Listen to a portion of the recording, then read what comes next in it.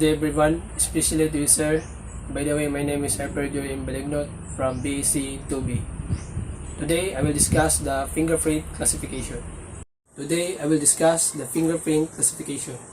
Fingerprint classification is a procedure in which fingerprints are grouped in a consistent and reliable way, such that different impressions of a same finger fall into the same group. It can be viewed as a course-level pre-matching procedure so that the quality fingerprint needed to be further compared with only a smaller subset. Fingerprint in a database belonging to the same group, it is often necessary to the integrated classification module into a fingerprint identification system to speed up the database search. A database can be partition in the human interpretable fingerprint classes and based on Galton-Henry scheme into the machine-generated fingerprint classes. There are 5 fingerprint classification. First is primary classification. The second is secondary classification. The third is sub-secondary classification. The fourth is K classification. And the fifth is final classification. Number 1 is the primary classification. Primary classification system is a 10-finger system. Therefore, it must be used when prints from both hands are available. Using this method, all of the fingerprints in the world can be divided into 1024 groups. Finger on each hand are given or identifying number. The primary classification is obtained through the summatation of the value of the whole type pattern as they appear in the various finger, even the number of finger 2, 4, 6, 8, and 10 being used as the numerator and odd number fingers 1, 2, 3, 5, 7, and 9 as the denominator set. The secondary classification. The secondary classification is placed just the right of the primary classification. The arrangement of the odd and even finger on the denominator and numerator primary will be discarded during secondary classification. Finger that appears in the right hand will become numerator, while finger that appears in the opposite hand will be denominator. For the purpose of obtaining this classification, secondary classification is divided into 2 groups. First is secondary capital letter group. The secondary capital letter group is obtained by writing the symbol of the pattern that appeared in the right and left index finger. Finger 2 and 7, only the symbol of the pattern in the index finger will be brought up the classification formula. There are 5 basic type of patterns which can appear: plain arc, A tended arc, T radial loop, R ulnar loop, U unwhole, W. All of the composite of the whole shall always be represented by a symbol W. Right index will serve as numerator, while left index is denominator. Second is secondary small letter group. Fingerprint were plain arc, tended arc, and radial loop in a finger except in an index finger and constitute the secondary small letter group, meaning only finger number 1, 2, 3, 4, 5, 6, 7, 8, 9, and 10 are included in this group. If plain arc A, tended arc T, and radial loop R will appear, only those finger the symbol of this pattern in small letter will be brought up the classification formula.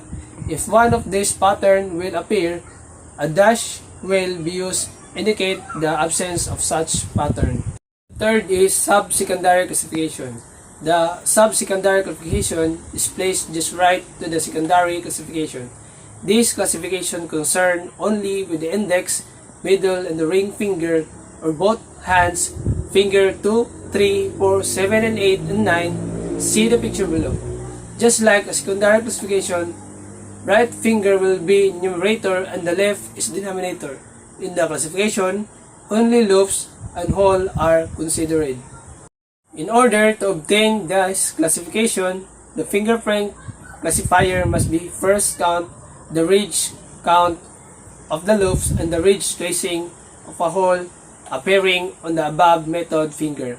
When the loops are present in any the 6 finger, ridge count is necessary whatever the ridge count, it shall be referred to be the formula assigned to each finger. Symbol T or O representing the ridge count will be brought to the classification formula. A special formula should be used representing the ridge count of the loop. When the hole are present, hole tracing will apply to determine whether it is an inner, outer, or meeting hole. The symbol IMO will be brought up the classification formula representing inner, outer, and meeting hole repeatedly. The finger number 2 is plain home with tracing meeting. Finger number 3 radical loop with the ridge count 15.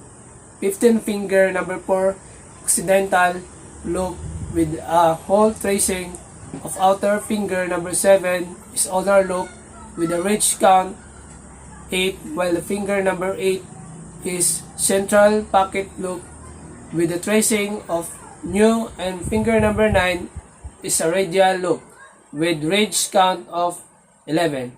The subsecondary classification will be: the fourth is the K classification.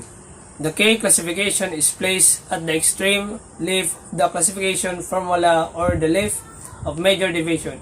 This classification is obtained by counting the ridge count of the first loop appearing in the fingerprint cards starting from the right thumb, finger number 1, down to the last finger of the left hand, with the exception of the little finger, finger number 5 and 10, since they are used for final classification. Last is the final classification. The final classification is obtained from the finger number 5 and 10. The ridge count of the loop will be brought up the classification formula and will be placed at the extreme leaf of the formula. Only the fingerprint is necessary for final classification.